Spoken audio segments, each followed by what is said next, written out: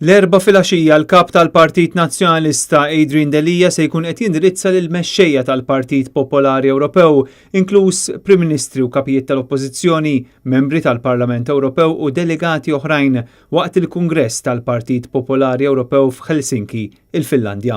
Waqt dan il-Kungress minn barra d-diskorsi u d-dibattiti se jkun hemm l-elezzjoni għan-nomina tal-President tal-Kummissjoni Ewropea, elezzjoni bejn il-Ġermaniż Manfred Weber u l-Finlandiż Alexander Stubb. Aktar kmieni din il-ġimgħa l-kap tal-Partit Nazzjonalista ħabbar li se jkun qed jivvota għal Manfred Weber li għal dawn l-aħħar 4 snin kien il-kap tal-Grupp tal-Partit Popolari Ewropew fil-Parlament Ewropew.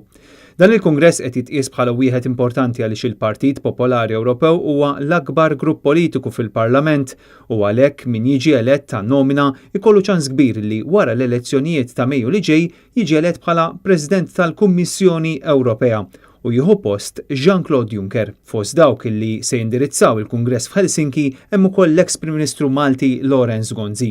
Għal dan il-Kungress il-kap tal-Partit Nazzjonalista se jkun akkumpanjat minn numru ta' uffiċjali tal-Partit Nazzjonalista, inkluż is-Segretarju Ġenerali Clyde Pooley, is-Segretarju Internazzjonali Rosalind Bolshnait u 3 MPs tal-Partit Nazzjonalista David Casa, Roberta Metsola u Francis Zammit Demek. Roberta Metsola minħa tagħha se tkun qed tipparteċipa f'dibattitu dwar l-immigrazzjoni. L-aħħar Kungress tal-Partit Popolari Ewropew sar f'Malta f'Marzu 2017.